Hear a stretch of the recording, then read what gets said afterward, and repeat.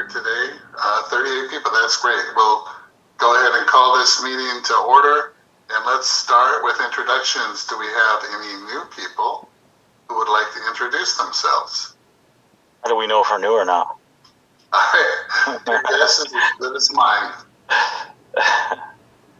Hi, Greg. I'm Anthony. Well, I'll go ahead. My name's Anthony Henderson. I'm with VRSI. We're a grantee for Department of Labor to help homeless veterans with employment. Yes, thank you. Hi, my name is Regina Mason, and I'm with the Village Project Incorporated in Seaside, California, and I'm happy to be joining for the very first time. Good to have you, Regina. All right. Hi, go ahead. I'm Winrick Jones. I'm also with VRSI. Been here before, but glad to be back. Good to have you. Thank you. Okay. Good morning. My name is Elena. I'm with LEAD, and this is my first time here. Hello. Good to have you. Haley, I think you had your hand up. My name is Louise, and I'm not to be intern with the Village Project. And this is our first meeting, so we're looking forward to learning more about the coalition and finding ways to come up with it. Welcome. Thank you. Wow, a lot of new people today. Are there others? Hi, I'm Armando. I'm with the epicenter of Monterey, working with youth experiencing homelessness, housing instability, and or fleeing domestic violence. And I'm going to be in this field for a year this December, so still new. Oh, congratulations. All right. Justin, you have your hand up? Yes. Hi, good morning, everyone. My name is Justin. I'm the Director of Program Services here with Missy's Adult and Family Services. We offer enhanced care management, community support, as well as we are able to go ahead and offer our respite care program, and soon to go ahead and be expanding from not just one to now 2 respite care programs in Monterey and Santa Cruz County as well. Well, welcome, Justin. Well, very good. Good to have all of you new people, and some of you aren't that new, but good to have you too. Yeah, I have a public comment. As someone that just found out about the meetings happening here, I went to the website and tried to secure the link, and I'm wondering if there's some sort of, is there, a way for community members that are not familiar with this process to be able to go right on to the link from your website. I did call earlier this morning and I got a voicemail, but it didn't mention the meeting today. So that's my public comment. It would be great to have some information for those of us that don't know about this to be able to access the meetings. So. Sure. Yeah. Katrina, would you like to comment? Yes, we can add the meeting link to the calendar on our website. Okay, very good. More access, the better. As far as my comments today, I just have a few very short comments. I want to say, the longer I'm in this job, the more acts of kindness I'm able to see, and always brings about a big feeling of gratitude. So I just want to say, I think you're all heroes. I think you're all heroes for what you do, and it's a humbling experience to work with so many people who are so dedicated. So I just want to thank you for all that you do, and let's make this better and better. Thank you. I'm Henry Gomez from Hope Housing in Marina, California, and I just wanted to give an update about our program. We have 115 residents currently, 38 female, 43 male, 1 non-binary, and 33 children that we are providing services for. Well, that's a great service that you all are providing over there. We appreciate that. All right, Jill is next in the queue. Thank you, Greg.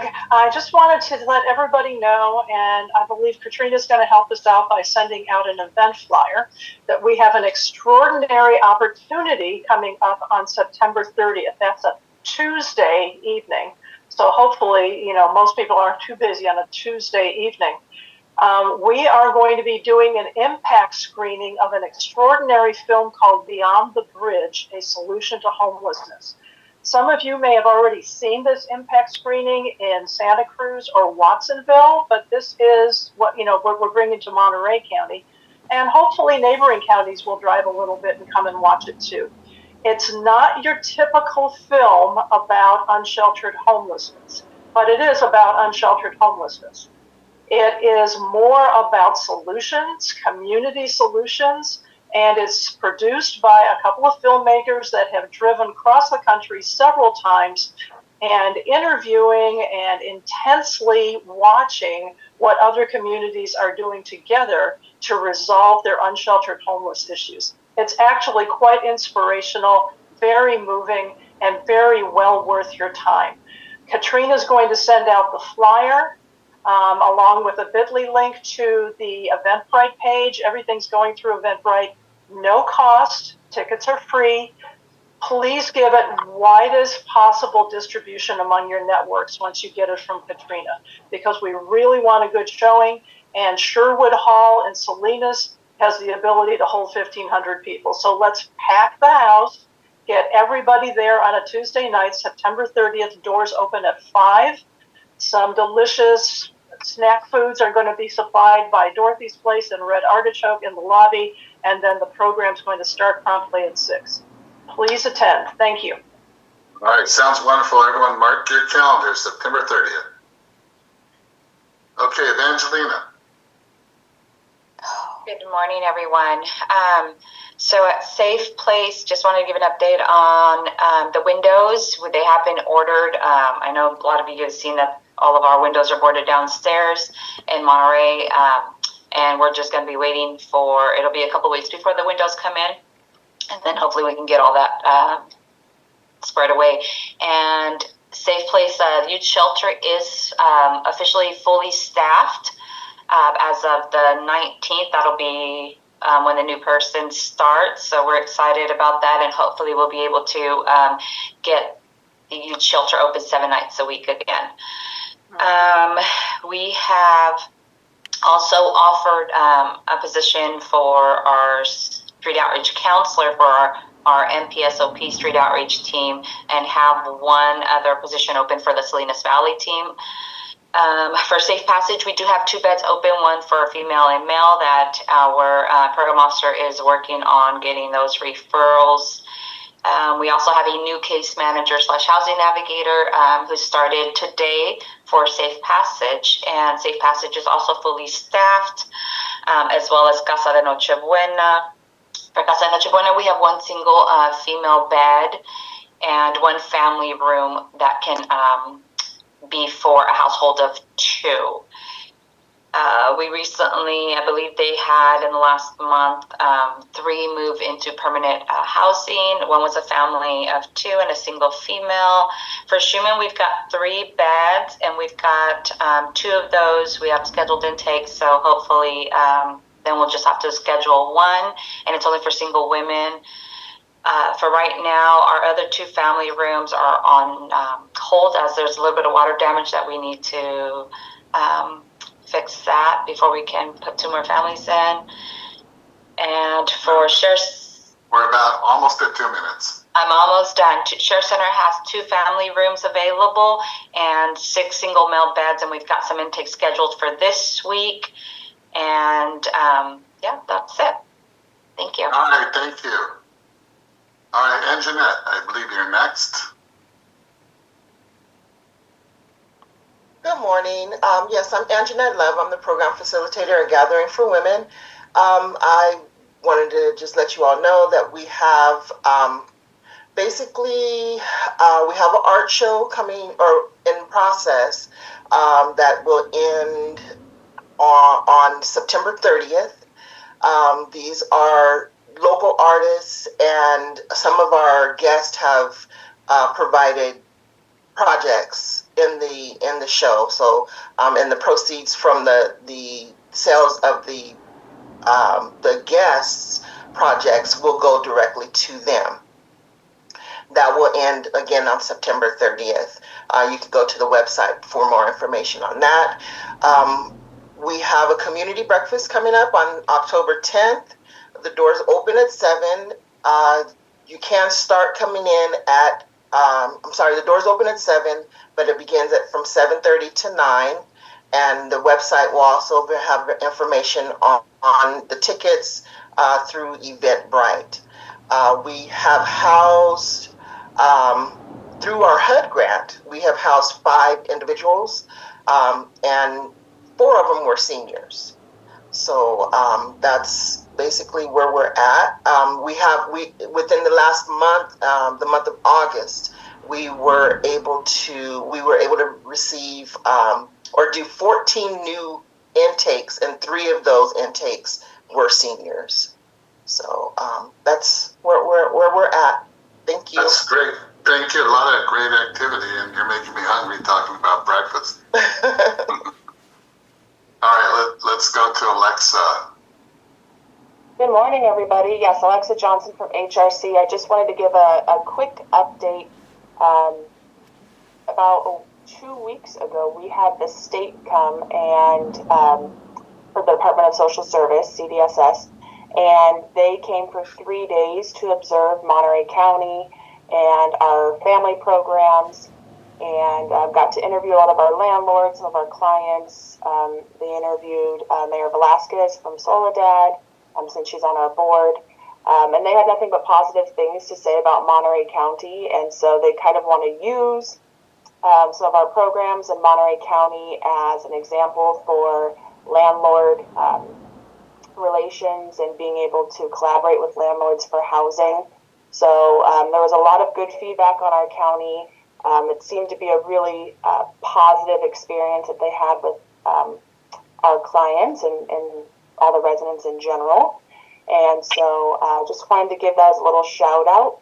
And other than that, everything else is pretty much running as normal. We had our staff retreat yesterday, so staff's trained and rejuvenated and ready to take on homelessness. So thank you, everybody. Very good. Thank you, Alexa. All right, Zulika. Good morning. Can you guys see me? Because I'm on my phone. Yeah, we can see you. Okay, so I just wanted to give 3 quick updates. One, I'll get a lot of emails asking about the immigration status and what's going to happen to our mixed families. HUD did send out a memo in March asking for the information, but they quickly retracted it and took the memo back. We recently had a CAHA meeting where all the EDs got together, and they feel like that they might request the information. We just don't know when, but it's looking like something that's further off than what we thought. But right now, we don't have to submit that. So if anything does come out, I will make sure and get that to the membership. So I just want to kind of let everybody know about that. The second thing, we still are under the mandate. We cannot issue any vouchers except for VASH and the PBV that we already have promised out that won an award. So we probably won't issue any more vouchers until possibly sometime in the latter part of 2026. But it depends on how the government budget gets approved and everything in these next couple of weeks, because the president did put a 44% cut in the budget that he sent in. So we just got to see what happens with that. And my last item, our EHV program. EHV was supposed to last for 10 years, the funding, but everybody's going to run out of funding next year. You can't do anything about it this year, because if you make any changes to the funding this year, they'll give you less money for 2026. They already said they'll recapture that. So we really can't start doing any measures to kind of correct that until January 2026. But our program should run until probably September of next year on the money that we know we have right now. I am working on other means to secure those individuals' housing, because we have 259. But I'll be giving updates on that and probably coming back with some type of proposal to help us with that. But it'll be starting in 2026, and I'll get the rest of the information. I'll have more probably at the latter part of this year. Because, again, like I say, you can't do anything right now, and the budget's not approved, so they could possibly still make changes. But I just want to I know that's kind of a lot in a mouthfeel, but I want to kind of let everybody know where we're at with those programs, and so that you can be aware that something might be coming but if it does, I will make sure that everyone gets it. Thank you, Salika. This is obviously important to all of us, and we look forward to your updates going forward, and hopefully that spigot will start flowing. Yes. Okay. Thank you. Thank you. Tim Hayden. Morning, everybody. So I just wanted a couple announcements. I was able to attend the symposium last week on the future of behavioral health and homelessness, and that was really good. I think it's this realignment with Proposition 1. I think it's a good thing for just to bring all the stakeholders together to really ensure that it's going to be an effective proposition. So I look forward to more collaborations like with behavioral health and everything like that. Also, I did want to say that we are trying to build up support around Assembly Bill 1165. It was tabled last year for a 2-year bill, but this bill will create a permanent funding stream for homelessness and housing. And so if everyone could try to just keep their radar on that and gather support on that, that'd be appreciative and would be helpful for everyone. That's AB 1165. Thank you. And we have a request through the chat to have all of you who are speaking state your agency name when you start, please. I think that's a good idea. Let's go to Vincent. Yeah, thank you, Greg. Good morning. Vincent Montgomery, Planning Manager, Salinas Community Development Department. Update on the Chinatown Navigation Center. Thanks to Leadership Council and the City of Salinas for their support in extending the operations to the Chinatown Navigation Center through March 31st, 2026, ensuring continued services for vulnerable populations. And then the Encampment Resolution Grant application. The city is actively collaborating with Monterey County to prepare a new ERF4 application, ERF5 I believe it is actually, and this effort aims to address encampments located within both the city and the county jurisdictions. Family Homeless Challenge update. We have a rehab of a 3-bedroom unit and it's nearing completion, pending final painting and cleaning to house a homeless family. And the city would like to explore collaboration with HACM to see if we can find a homeless family with an available voucher or some other form of subsidized housing, maybe COC. And then finally, we have an update on the Home Key Family Fairview project. HCD is expected to release the revised final documents by the end of this week, and then fully executed agreements are anticipated by the end of the month, and the target date for close of escrow is late October to early November 2025. And so we will be working with HACM to initiate operational program setup prior to the close of escrow. All right, thank you, Vincent. All right, and last but certainly not least, Kurt. Thank you, Greg. Kurt Shockey with Veterans Transition Center. We're located in Marina, and we have opened Lightfighter Village, which is a 70-unit permanent supportive housing for veterans and their dependents. Last month, we had 99% occupancy. We provided over 2,100 bed days to those in need, and we really want to thank the Coalition. The Coalition grant allows us to provide case management and services to this project, so we're very grateful for that. And this is one of 2 projects we have. Our second project is going to be in South County, Greenfield Commons Phase 2, which will be 35 units of permanent supportive housing that will break ground 1 year from today. Thank you. Okay, and Kurt was not last, it turns out. Sophie. Good morning, everyone. Sophie Akir here from Interim Inc. I just wanted to share some quick updates. Firstly, our Street Outreach Macomb program is doing a great job outreaching individuals in various jurisdictions. I also wanted to bring awareness to the fact that we have lots of vacant positions, including Lance Smith. Someone else is speaking on. Okay, great. We also have a number of vacant staff positions. So if you know of anyone who's interested in a counselor position or an admin assistant position or including like program director and assistant program director positions, please go to interiminc.org. And I wanted to share that for our housing, we're at 97% occupancy, which is wonderful. Our turnaround time is approximately 5 weeks to fill most units.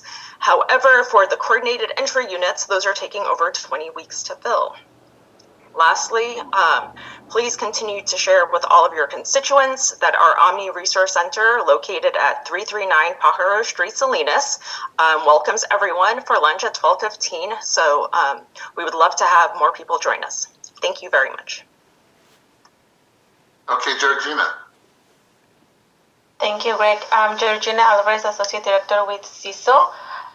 Just an update, we have some funding available to provide homeless prevention and rapid rehousing rental arrears to consumers who are experiencing or who had experienced HIV or are HIV positive.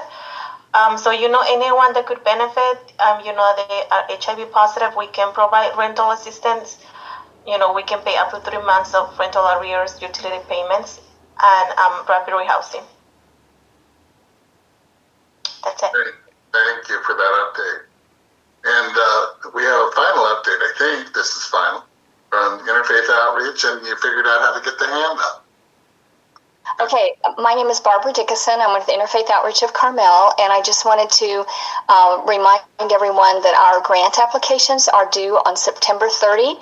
And for those of you who don't know, we raise our money through Joining Hands Benefit Shop, and therefore the application is on the website joininghandsbenefitshops.org. So that's where you can find our application, or you can contact me, and I'll be glad to forward it. It is strictly for housing. Great. Thank you for that update. Thank you. All right. I see no further hands, so we're going to move on. We're a little behind schedule here. Actually, we're not, according to that. We're on schedule. That's good. So let's go ahead and go through our presentation. Katrina is mostly going to be our main presenter here. I'll throw in a few words here and there, and we're going to get updates from the working groups on our solution set, which is moving along and getting exciting. So do you guys want to display that, please? Jumping right on in. So I'm going to skip through some things and jump straight into our solution set. So if you've been with us for some time, we've been taking a great deal of our meetings to go over our encampment resolution solution set. Today you're going to get an update of what's happening thus far and a brief overview. I could send out our initial solution set design to anyone who has not received it already and is requesting it. But overall, the solution set goals is to provide a more rapid and effective response to sweeps and enhance the end-to-end sweep to housing process, increasing the speed and volume of permanent housing outcomes, and reducing homeless service fragmentation by increasing linkages of services. So we broke out our solution set design into 5 modules or working groups for this purpose right now, and these, here they are. I lead the Advanced Notice and Communication group. Keishla Lopez and Mark Gallegos with the City of Salinas lead the Street Outreach work group. Donna Smith does the Shelter Availability System. Donna is with MCOE. Regina Williams with Community Homeless Solution does the Emergency Shelter and Response. And then Anthony Fendon with the County of San Benito does Permanent Housing Response. So we'll break out all of these work groups and provide updates to you all by, and the leads will be giving those presentations. So, Advanced Communications, that's me with the coalition. And our key achievements thus far, starting late in the year last year, we were able to start the implementation plan development, and this has been developed aligning with CHSP's strategic goals and the County of San Benito and the County of Monterey's encampment response plans. So this helps us build the framework out for the communication from the entity doing the sweep to the outreach teams and all of the other working groups to follow. So increasing the communication between all parties to quickly address the encampment suite, those that are occupying those encampments, and trying to link them into services, primarily housing solutions. So this plan is structured into 4 phases of the development of training, capacity building, piloting and evaluation, and full implementation and monitoring over the program, or this process, I'm sorry. So we were able to put together some drafts of MOUs and other templates. So we have a post-sweep template, and then the communication process prior to that, and if there's any escalation in escalation requests from either the outreach teams or the folks that are administering the actual suite. We have developed standard communication templates, as I just mentioned, and then the notification template. So we were currently piloting out this initial first process of the post-sweep, the advanced communication, and getting those reports in. Our outreach leads have been doing a great job in communicating what is taking place. It's just getting those timelines down, but also the training hasn't taken place, and I kind of just threw it at them just to see how they would react to these requests and gather feedback from them on how we could either streamline or if this is duplicative to the work that they're currently doing. So I've started the training plan and development program. This has been drafted and is including the orientation, the notification, escalation protocols, and then outreach readiness.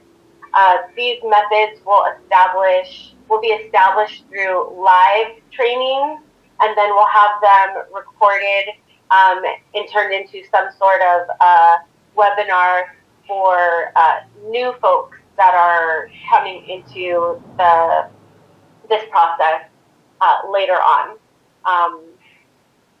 We have started the evaluation tools and are looking to see how we can measure success through the communication process and the notification process. So that is still under work. The implementation plan, MOU, and communication templates will provide a solid framework for the standard encampment notification and communication within our network.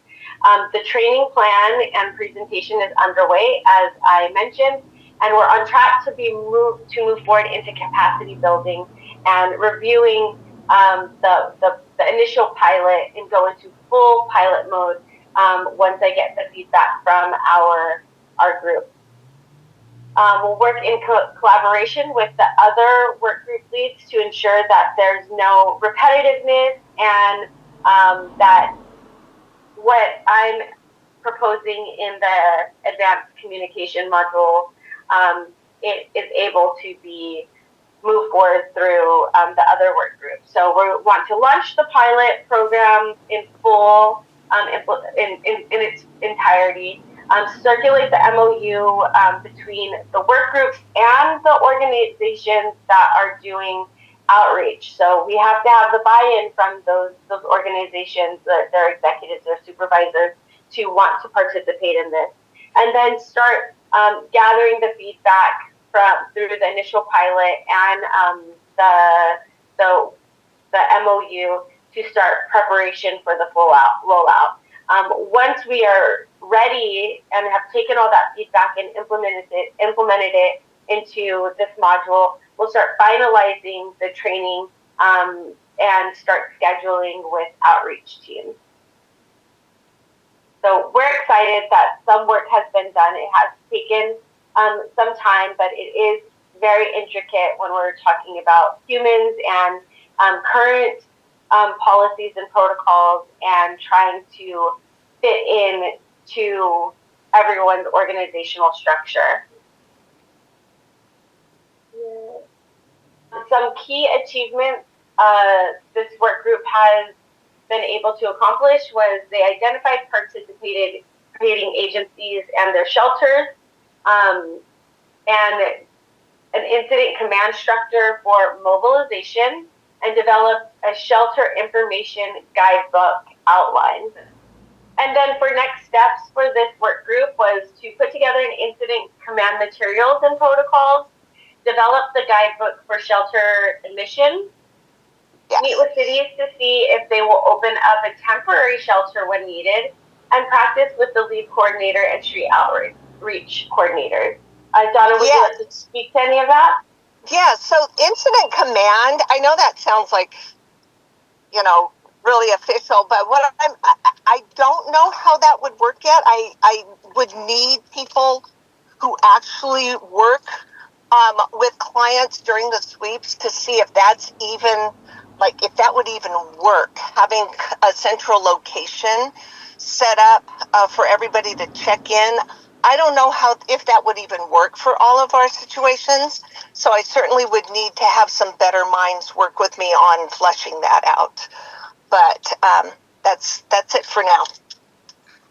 All right, this is Greg. I think on that particular topic, that is an interface between your working group, Donna, and Katrina's working group that we just heard from. Okay. So that kind of thing has to start at the very beginning, and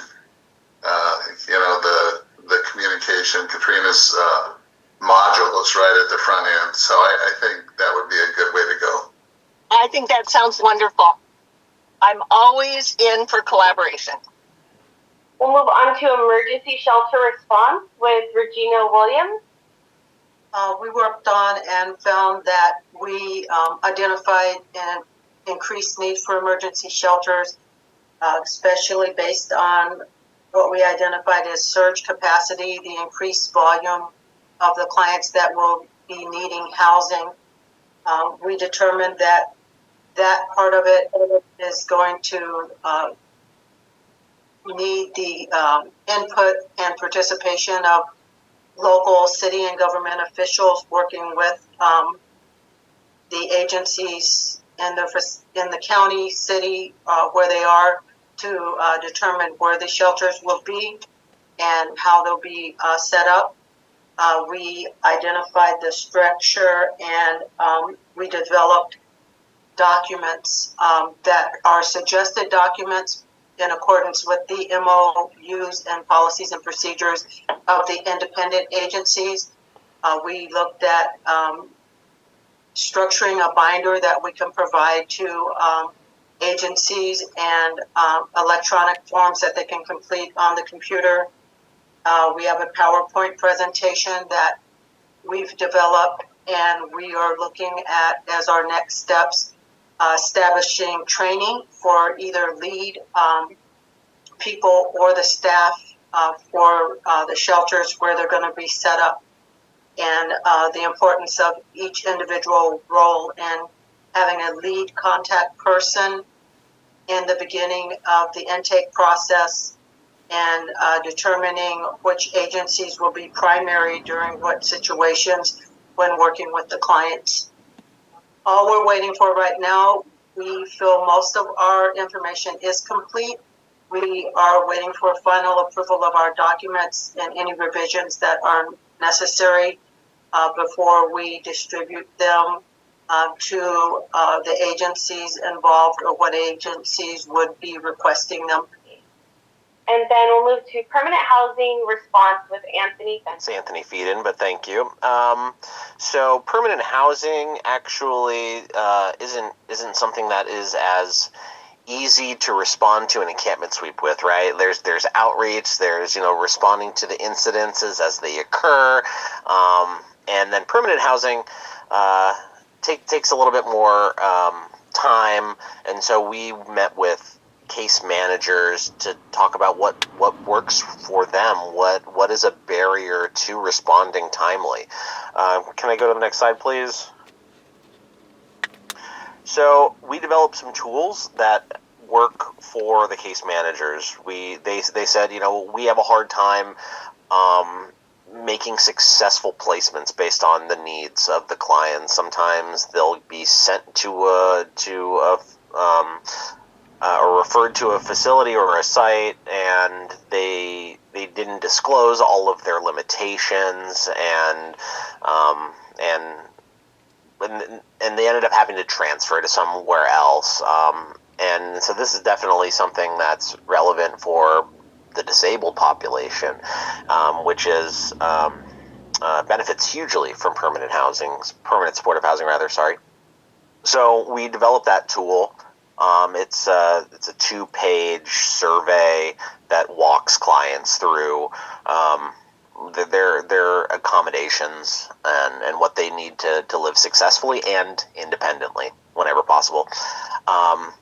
Then other than making successful referrals, it's about maintaining the open inventory of units that you have access to, or perhaps your Rolodex, so to speak, of landlords and people that manage properties for you. So we also developed a tracking tool to monitor housing units. Another page of that, it's an Excel spreadsheet is our example. Another page of that is for managing landlords and when the last time they were contacted. And then there's a dashboard tab which summarizes that information and gives you an at a glance. How many open units do you have available? How many bedrooms, etc. And so those two key tools hopefully will make placements more efficient, more effective, and more able to respond to the needs of people that are being swept. And we tied a nice little bow around all of that with some training videos, which have been uploaded to YouTube, and we're sending them back and forth to some of our stakeholders for feedback to make sure that they're as tight as possible. Next slide, please. Our next steps is to take some of the best practices I just mentioned and include them as a handbook of best practices for permanent supportive housing case managers. We really liked the idea of the training videos. We kept them short and sweet, so we want to try to do something like that too once we have that handbook together. We like keeping our videos short, though. Each of the 2 videos that we'd already recorded are under 10 minutes, so I think depending on how much there is in the final product, that could be 1 or 2 videos we're thinking, and it would of course tie back to the videos and the tools that we've already developed. And so all of that remaining work is going to happen in partnership with case managers as they give us feedback on what works, and once we've vetted it with the front line, and we'll roll it out for full implementation. And I think we talked a little bit about that with Greg, and we think maybe hosting links and the tools themselves on the CHSP website. I'm not sure if that's something that we've agreed on, but then it would allow anybody to access it. And I think the final takeaway from what we're working on is that it's not a thou shalt. It's not like this is the tool, this is the template, this is how you must do this work. It's the tools and the videos, they open the conversation with you and your organization. This is a couple of examples on how this work gets done. Talk about it with your team, meet with the front line, hear what they're seeing with their clients in the front line, and revise and edit those tools so that it makes sense for your team. Move on to our street outreach with Tashla and Mark with the City of Salinas. Hey everybody, this is Mark Gallegos with the City of Salinas. So if we can go, thank you. So for our key achievements, we all met within our respective groups. We first wanted to identify who the lead agency would be for the county. From there, we went ahead and added who would be the support agencies. And we compiled information with all the agencies as far as the geographic areas that they would cover, whether that's within the county or like for SORT, for example. We only operate within the city of Salinas, so technically we would be like the lead organization for the city here. And also identifying with each organization as far as what key services that they offer, whether it's like Medi-Cal enrollments, if they're linkage and referral, if they can offer needle exchange, things like that. So if a lead organization comes into contact with somebody in the field that needs certain services, then they're able to provide that to them. So as we went through the draft, again, we identified who the lead organizations were, support organizations, and then we identified contact information for those individuals. After we identified who the lead and support groups would be, we identified outreach logistics, so that included pre-sweep procedure, and then a post-sweep procedure. So within some of that, some of the pre-items would obviously getting advance notification from the coalition, and then building that communication, and then in your post-sweep is essentially going into conducting accounts, getting a sense of how many people were supported, and what sort of outcomes that we were able to establish. And then, so now we're sort of getting into the weeds of brainstorming as far as collaborative efforts. So I think traditionally the coalition was sending out emails. So now as a lead for this group, we wanted to establish an actual weekly meeting. So that'll be every Tuesday at 2 p.m. Where we're going to go over certain sweeps or cleanups or what we call health and safety days within the city of Salinas, and essentially create action items for which for which lead will take on a certain encampment, what sort of things are going to be provided to that encampment, and then what sort of other wraparound services are needed, and then essentially go through action items like mapping out the area, providing certain services, identifying which supports are needed within the county or the city, if it's needle exchange or medical or something like that. So that'll be the next steps that we start to go into. So I'm really excited for that 2 p.m. meeting.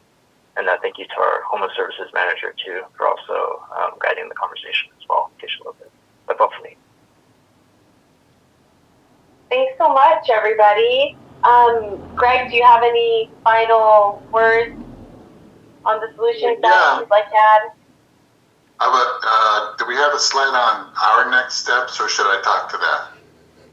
Yeah, we don't. I thought we had a slide on our next steps. And that's okay. I'll talk to it.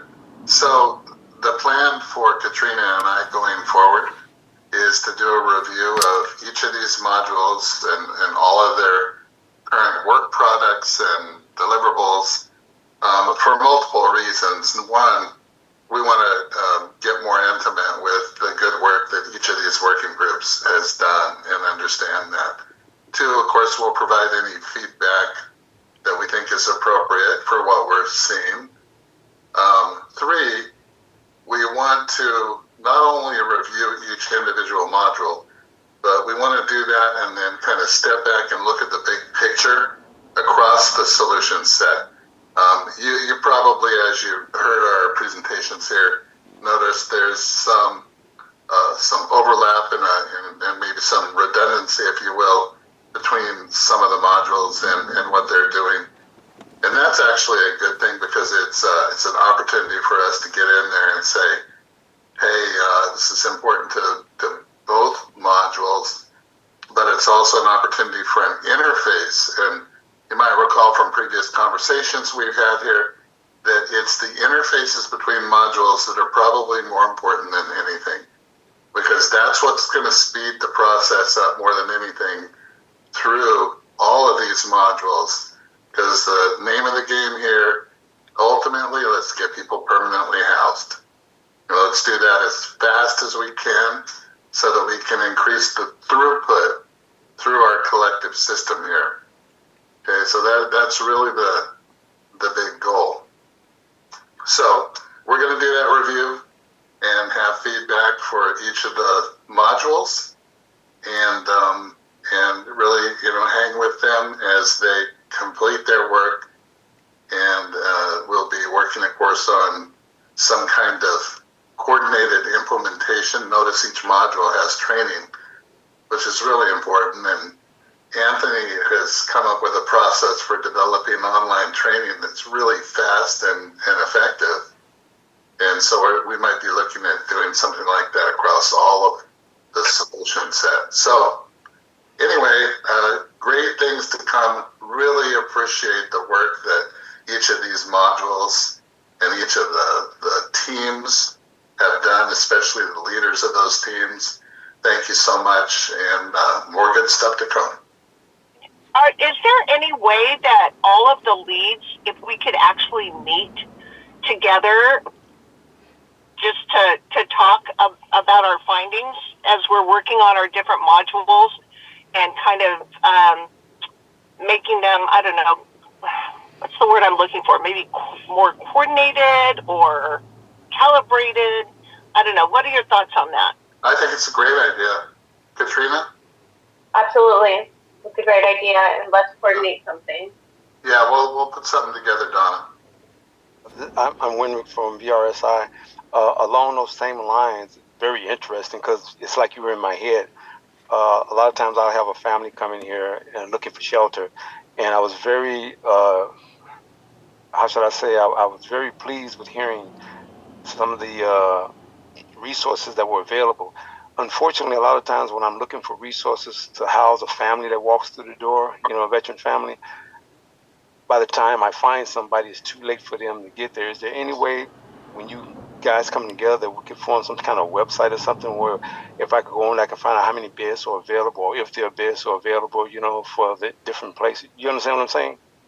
Yeah, we've tried that. We've tried that many times. It's really hard to get everybody to. This side is fine. Updated. Okay. All right. I'll see you up there. Okay. To keep that updated, but we want to. We want to try to continue to push that, and it's all going to come down to those MOUs that we're trying to establish with all of our organizations to participate in this activity and help us get that information. So you raise a great point, and I thank you for saying that publicly. And hopefully we can get more buy-in in that activity. Thank you very much. I appreciate it. I was curious, when you go out and you do the outreach before there's a sweep, and you're qualifying people for what's available. Is there a way to kind of do freeze tag on them? Like these folks are harmless. They're signing for services. They're doing everything they can. It's just a little old lady and maybe her dog or something. And, maybe she needs support from other community members. That's why they're all together and they're all signed up. They're all eligible. It's just they're not being placed. And I guess it kind of goes to more like shelter in place and sanctioned encampment or something. But is there a way to freeze tag them and be like, okay, these folks are harmless and they deserve to be, maintained, but not necessarily evicted? Yeah, so those are part of the discussions that I'm trying to have with our as part of the advanced communication and establishing relationships with those that are doing the sweeps. But there are people on this line from the city and county if they want to speak to that. But I'm in the process of trying to gain support in something like that or something along those lines. The vision is to establish those relationships not only as part of advanced notice and communication, but as street outreach too. So street outreach is sort of the first line of defense, if you will. Build those relationships, collect that information about the people in the encampments so that once the sweep occurs, then we can switch right on over to interfacing with the shelter availability system and match people based on their needs and characteristics with the best available shelter. Okay, so that's a good example of the kind of interface been talking about. So I think the answer to your question, Wes, is yes. Very well. Very well, because I was thinking, I mean, the more we reward positive behavior, and I mean, if health and safety is our true concern, the environment is our true concern, then you already know that the people who are doing it, other people go, well, how do you get to maintain your space? Well, maintain your space, organize space, make sure, it's not a health and safety issue. And, I think that would be revolutionary, and you would see a lot more people comply if you reward positive behavior. We have short updates because we're about to hit over, but thank you for the great conversation and everyone's participation. I wanted to let everybody know that we have kicked off our 2026 Unsheltered Point in Time committee. We will be meeting regularly to plan the effort and activities around this upcoming unsheltered count. So it should say 2026. I'm so sorry. We have identified the date. It will take place on January 29th, 2026. We met, I think, on Monday. It was Monday? Yes, on Monday. And we will start meeting with the individual cities and separate the counties and start meeting with them and their leads to start, identifying the census tracts and encampments that reside on the census tracts, distributing the census tracts to our outreach teams, and launch our volunteer portal. As you all know, or may not know, this activity takes a great deal of manpower, human power, I should say, in getting this count. For Monterey County, we expect or try to get about 200 volunteers to participate. We're hoping for 80 to 100 for San Benito County if needed, and we're really excited to get the planning process down so that we can start cross-referencing locations and identifying key staff or key volunteers to participate. Oliver will be working with all organizations to ensure that your teams are well prepared for submitting the sheltered and housing inventory count for that same time. So we will be doing the count, that unsheltered count, on the morning of the 29th, January 29th, and the sheltered and unsheltered, or the sheltered and housing inventory count on the night of the 29th. So they'll go to sleep on the 29th and wake up on the 30th.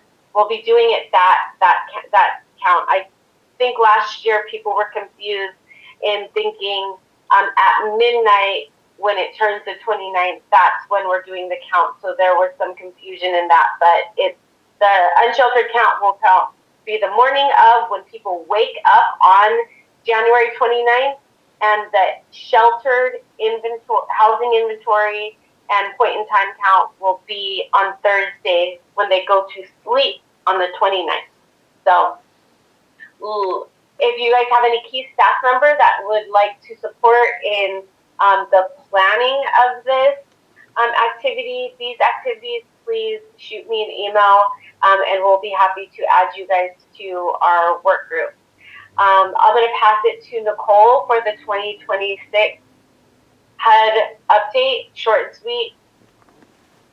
Yes, so the update will be short and sweet. Unfortunately, we have not heard any additional info about the 2025 NOFO.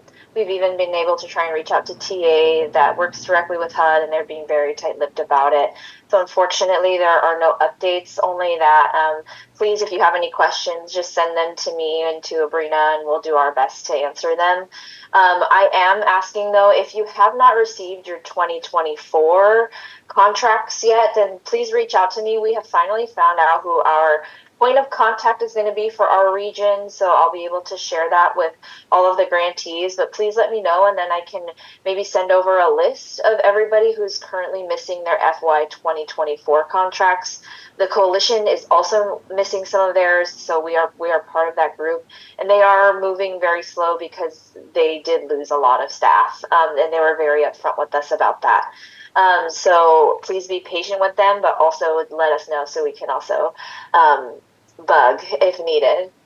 And then I'll move into the HAP 6 update as well. So we submitted our application, and HCD said yesterday in office hours that we should expect to hear our first kind of round of feedback, if there is any, by the end of the month.